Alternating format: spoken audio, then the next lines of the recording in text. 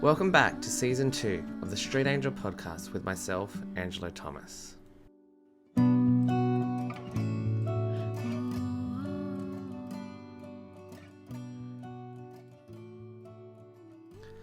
So, starting off with a little bit more of a bit more serene vibe to Season 2. I wanted to welcome you all today to Episode 1, which I've titled Reflections with Platypus Spirit. Now, I was just going to call this Reflections, but I thought, that sounds a bit vague. So I wanted to explain, where some of the thinking come from, because as you guys may or may not have known, I've just come back from about a month-long trip across Australia to a number of different wine regions. So I'm talking like we went to Tasmania, down to the Huon Valley. We even went to the Coal Valley. We went to, I think, what was it called? Derwent River region. all around there. Stayed with some Highland cows, which was awesome. And actually at the Highland Cow getaway or resort, I suppose it's more a getaway, it's not really a resort. This is where I had some of the reflections that I'm about to share. But before I get to that, it's just explain where else we went. We went to the Yarra Valley in Victoria, the Barossa in South Australia, over to Adelaide Hills in South Australia. I absolutely loved the Barossa. There was something magical about the place. Haunted as all get up. Did not get a wink of sleep. But that's my life. And finally finishing it in Margaret River in Western Australia, which I was actually surprised how stunning it was. Normally, my times in WA, or Western Australia for those who don't know, have been up in Broome, or up in Fitzroy Crossing, and even parts of Perth itself where it's incredibly dry. Whereas this part of WA down south was stunning. It was kind of a bit magical too, because there were amazing ancient gum trees and the beautiful wildflowers are out. So yeah, it was an amazing place and I highly recommend it. So, as I said, we went to all different wine areas, and one thing that I love wine. My favorite is Merlot. It's actually funny because my wife, she received an email from one of the wineries that we went to in the Barossa, and they, do their monthly wine news, I guess. I think it's called news. And they were mentioning how, someone had recently come into their Barossa cellar door and mentioned the lack of Merlot, Barossa Merlot, and how they were going to rectify that. And, they drew everyone's attention, all their customers, to the Merlot, and it was like, that was you. And I'm like, yep, that was me, giving my 2 cents worth on why isn't there any bloody Merlot. But anyways, as I said, get to the point. I love wine. I love the culture. I love walking through the vines. I love, how you've really got to respect nature, where you respect the seasons. You've got to respect that some years are not as good as others, some years are better than others. It's a real industry where you're at the mercy, I guess is the best word to say it, of the elements. I mean, sure, there's consumer demand and there's, people not buying your product or your business not taking off, but at a core level, it's a very ancient practice, I guess, or tradition, making wine, and I don't know, I like it. So, reflections, where do I start? So, at the beginning of this trip, like I said, we went to Tasmania and we went to this place called the Highland Cow Getaway. And it was basically it's one of the most southest, I think it's the most southern municipal city council in all of Australia. And for those listening in the Northern Hemisphere, that means that it's the coldest. It's, south is cold for us. And there were Scottish Highland cows there, and it was just magical. And I keep saying the word magical, but you know what? I've got to start believing in magic again. It's not cliche or it's not weird or something to say magic. So anyways, if that word magic upsets you, say it again. So yes, we're staying on this property in the Huon Valley, and we went for a walk down. The lady that owned it said to go for a walk down, right down the end where there's this beautiful big pond, almost like a dam. And, then forward from there's a river. And I actually posted a really good reel on my Instagram page about the river down there. It's called the Huon River. And anyways, we went and sat down by this pond, and she mentioned that there were platypuses, there'd be quolls, there'd be echidnas. I saw none of them. But I went searching every day. But one of the things, or one of the spirits I did connect with, I connected with Platypus Spirit energy. And while sitting there, the lake, or the pond, I guess, let's just call it a pond, was incredibly still. It was so still that you saw the beautiful paper barks in the distance reflect immaculately in the water below. Like, the water was dark, black, ebony-like. And that wasn't because it was dirty by any stretch of the imagination. It was because that soil is so rich and so fertile that the actual, I don't know what they call it, like the floor of the pond, I guess, is just beautiful, rich soil. So yeah, it's black as black can be. And because of that, the beautiful afternoon sun would reflect off the water and create these amazing reflections. It was in that moment that I sat there and I was like, right, what am I going to do in this trip other than just relax, drink wine, eat way too much cheese, and, explore parts of Australia that I hadn't before. Like, I'd been to some parts before around those places, like I said, but this was a time to explore Australia's wine region instead of always going to Europe, which I think, Australians always do.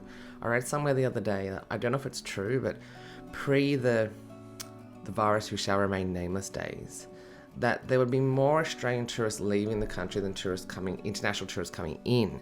And as a result of us being stuck here for 2 years, that our domestic tourism actually boomed. And, we're thinking of new ways of how to keep some of the Australian tourists in. And then for me, it was just a no-brainer. I don't want to travel overseas at the moment. I actually did a whole month of carry-on because I just don't trust baggage. And it was after losing my bag in Sydney a couple of months ago. But anyways, that aside, enjoy the country, enjoy Australia, enjoy the great wine regions, and just have fun. But on a deeper level, and on a spiritual level, I guess, I was thinking to myself, well, I need to take a break from not just, everyday life. This was our first holiday we've had in years, but it was more about, taking a break away from social media and from the hustle, or what they call the hustle culture, and a need to always be seen. And that's where Platypus Spirit came in. I was sitting and watching the water and looking at them, and I was just getting this sense like I had 1,000 beady little eyes upon me. And if you ever look up what a platypus looks like, they have both amazing, gorgeous little eyes. I think sometimes my French bulldog has very similar eyes. They're beautiful, deep, brown eyes that almost look straight through you. So from these 1,000 eyes that were looking around me, I was sitting there and I had this thought swelling in my head, like what to do. And honestly, what came to me was, be shy, be coy, be you without the distractions of others. Take on the energies of the platypus spirit. The platypus is an incredibly shy animal. It's one of the most weird looking things, but it doesn't care. And it goes about its daily life with absolutely not a care in the world. And often they're quite solitary beings as well. And it was in this moment that I realized that what these platypus spirit energy, or the energies, whatever we want to call it, were telling me was that, previously on other holidays, when I go to Europe, when I go away, even on a weekend away, I think, if I go up to the Sunshine Coast, I always feel this need to share with everyone, all my followers, their spirit happened, or there was this message that came through, there was this lesson that you could all hear. You don't have to take it on board, it's your own choice, you know what I mean? But in that moment, I was like, no, I'm not going to do that. And it wasn't because of anything malicious or anything like that. It was more so the fact that I was just told, in no uncertain terms, by Platypus Spirit to just keep things to myself. Keep things not coy, because coy might have negative, but let's just use that word in any case, coy. I like that word. So yeah, be coy, be shy, and be you without the distractions of others, according to the Platypus Spirit. So it's kind of exactly what I just did. And look, and I mean, on another note, sometimes I feel like, within the spiritual world, or well-being world, holistic world, new age world, you guys know what I mean. Despite the fact that we're supposed to be the most non-judgmental and open people, there can be incredible judgment. And another thing that I was, in the back of my mind, I was like, and thank you to Platypus Spirit Energy too, was that, sure, I'll share my wine adventures with my close friends, that's locked down on my private Instagram and my private Facebook page, and, share it through that. But there's this, I don't know, this movement sometimes within the spiritual community that, if you drink alcohol, if you drink wine, then you're not spiritual, you're bad, you've got the demon within you. I can tell you there's no demons in wine, it's just wine. And like anything, sugar, carbs, cheese, smoking, or not smoking actually, you shouldn't smoke. But it's like anything, it's like have it in moderation, But I didn't really feel the need to share these wine adventures with the broader spiritual community or just mention them, because I know one of the things that I think I've mentioned was that before I went away, I was exhausted. If anything, I was actually quite overwhelmed and drained, or burnt out would be a better word, with trying to deal with, maneuver through the spiritual community and the incessant need to portray this perfect guru-like lifestyle when in actuality it's all fake. And I just didn't want to have that mental fight where I wouldn't actually, respond or tell anyone off or anything for having a go at me for having wine and being spiritual. But I just didn't want to deal with it. And especially with this idea that, if you give up sugar and if you give up carbs, you give up wine, you give up meat, you give up all these things, then all of a sudden you enter into New Earth and 5D and all that bollocks. I'm trying to keep my clean apple rating. That's crazy. That's egotistical. It's ego-driven nonsense. And there's no way in hell you can actually start to embody 5D energy if you are coming from such a place of, look at me, look how virtuous I am. It's the same where I always talk about 5D energy is always about love, and it's about coming from the heart space. And, what makes you happy without harming others is 5D energy. It's a very similar concept to how they wish to always break free from the matrix and break free from 3D paradigms and systems. Words I don't even think they actually understand because it's not used in the appropriate context. But anyways, and I'm like, you say that, but you're still hustling on social media, you're still using the 3D money, you're still using the 3D internet, the social media, you're still doing all the matrix things, and you're, if anything, scamming people and lying to, you're not perfect, you're not in New Earth, so give it a rest. So yeah, I engaged my inner little platypus, and I decided, I'm not sharing this time on social media. I'm, gonna just have fun and be shy, be coy, and be myself without distractions. So, on that, I think it's really good there that we pause there and reflect around, where are you guys at now? Where are we all at, individually and as a collective? Are you feeling the need to kind of bow out of some of the outside pressures that people are placing on you because you feel like you have to do it? So I'll give an example. Like, let's just, and I don't mean to, bash on this community per se, but yeah, the hustle culture of social media,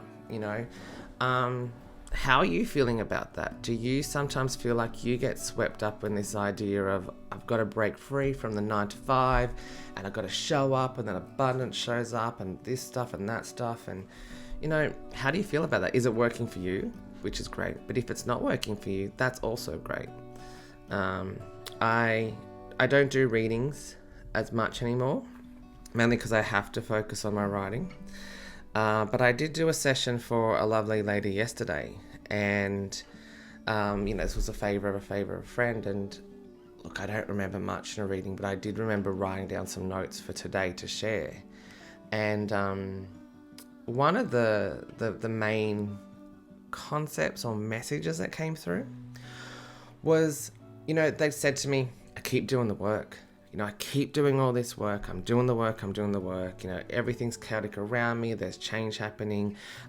Some that I've driven myself by accident, some that's been driven by, narcissistic people in my life, some that's a mixture of all that, and some that I just don't have control. But I'm doing the work. And, I keep being told by others, the self-help gurus, the fake teal swans, people with like well, pumped lips and fake scars on their eyes and crap, that, if I show up, life will change. If I do all these things, I said, let's just stop you there. Change is natural. It's like, I always go back to changes like when I used to live in Darwin, and you had that beautiful chaos magic of storms. There are always going to be storms in your life, and sometimes the most, the most smartest thing you can do on all levels, emotional, spiritual, and physical, is just be stable through that. Is like, what can you focus on? And one of the messages that came through, like I wrote down, was that her guides was actually saying to her, right now, you need the 3D. Right now, you need the 9-to-5 job. You need that stability for 12 to 18 months. And that's okay, because that's going to allow you to have that stability in your life as the storms and chaos around you ebb and flow. But you've got this constant that you can, exhaust yourself each night. You can come home, you're exhausted because you spent a day in the corporate world. You can know that that world's going to be there tomorrow. If you're sick, you can take a day off. If you want to take holidays, you've got the leave entitlements. Not everyone has to make these huge leaps of faith and, upend their lives and go into more change and chaos just because the self-help gurus or the spiritual community told you. The hustle culture. The worst thing in the world this person could do is actually go out and start hustling. So, that's just one example of how I'm seeing, or spirit showing me around, like, where are you guys at? How are you feeling with this whole need to hustle or to change or to be something? And would it be more prudent, sorry, my French bulldog's in the background snoring, would it be more prudent now to maybe take on the energy of the platypus spirit and be a little shy, be a little coy, and be you without the distractions of others? I really love the idea of that platypus spirit, and it's something I'm finding quite difficult to shake off, because even though I'm back, I should be like, engaging with you all, getting my engagement back up on social media, telling people all these messages that come through and stuff like that. But I don't know, I'm finding it very difficult to get back into that world, and probably because, as timing has it, we went through the rare solar eclipse last night, and I think the blood moon, I can't tell you how much sometimes even that drives me to distraction, where yet again you've got these people on social media telling you that this eclipse is really rare and really special, once in a lifetime, it's going to do all these things. And I used to fall for that, by the way. And you go to someone else's page and they're telling you it's rare, it's intense, it's going to do all these other things. And I've collected about, I don't know, I would have guessed about up to 10 to 12 different, not memes, but they're more infographics on what this eclipse was going to do, and not one of them was similar. And I was thinking to myself, you know what? Maybe, Angelo, just hold back. Don't jump too far into, getting out there and sharing messages from angels or from dragons and unicorns and the galactics just yet. People are being bombarded by, not by the beautiful transformational energies of the eclipse. No, they're being bombarded by the absolute bull dust, or dung of the bull. And that's another thing, honestly, guys, solar eclipses are incredibly powerful, not just spiritually, but scientifically they're cool as well. But I mean, if you do use them, great. If you don't use them, great. And also, one thing we've got to remember is that any celestial astrological event or anything like that is incredibly personal. It depends on a lot of different factors on yourself, how you are affected by the energies, what your astrological chart is. It's not a one-shot fits all. It's where it starts to lose a bit of credibility when we say that. So yeah.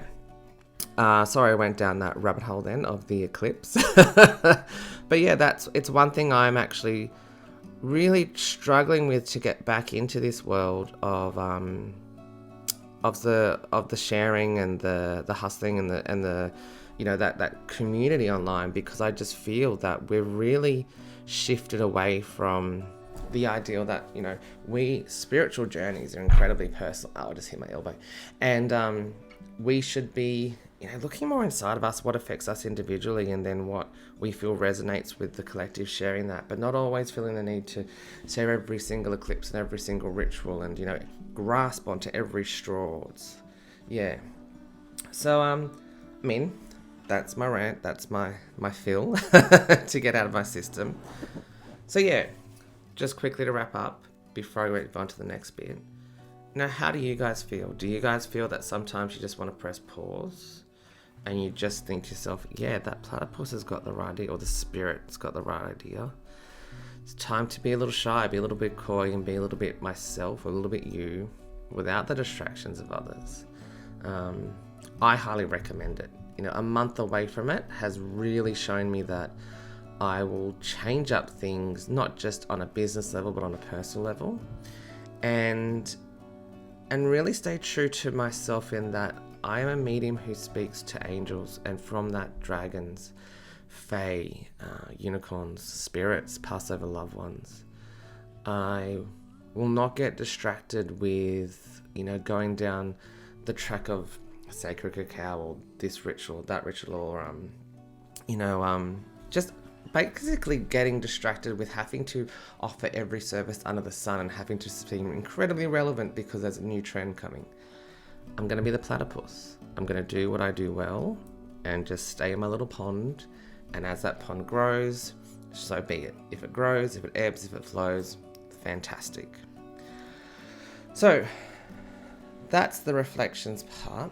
But moving forward, I just wanted to also, put it out there to the universe, or put it out there to you guys listening, my hopes of where I feel spirituality or spiritual journey, soul growth can start to go from here.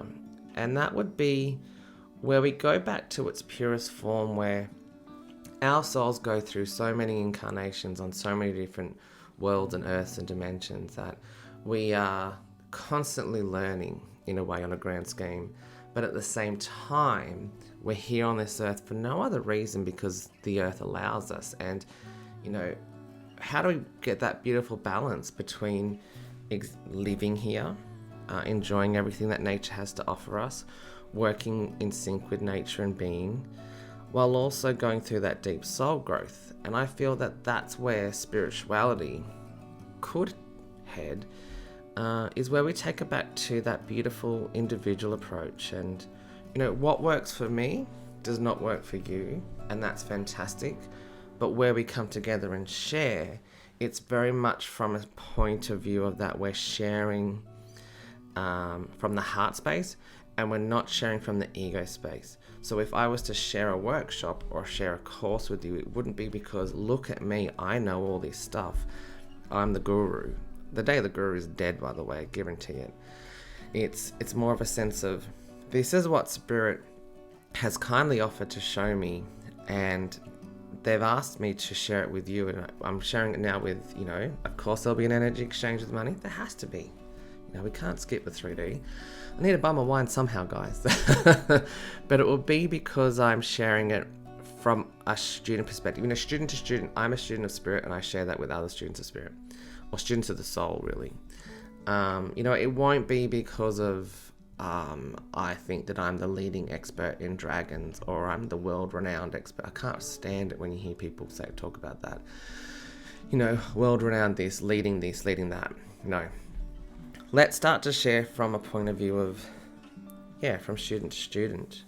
I guess that's also why my dragon, or Sonia's in my dragon deck, my beautiful artist Sonia, and my dragon deck coming out next year, has a real focus on self-discovery, self-development, the self. You can read these cards very individually, take one at a time, work on it. What's the dragon telling you? What's the energy showing you? What's the angel?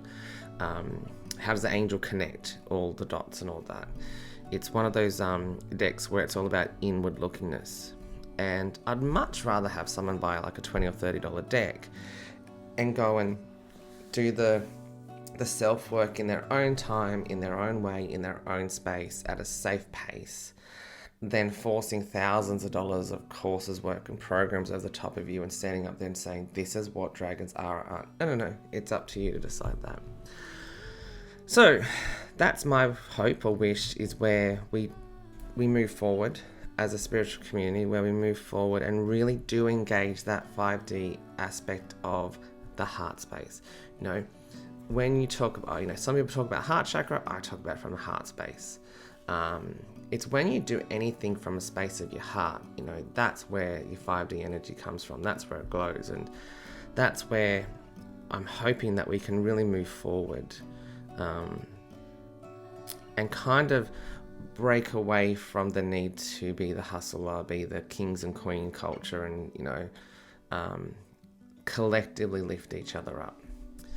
It's something that I foresaw before that virus came about, that Atlantis will rise again, the state of mind in Atlantis. And remember, Atlantis is very 5D, it's very heart driven, it was for the collective.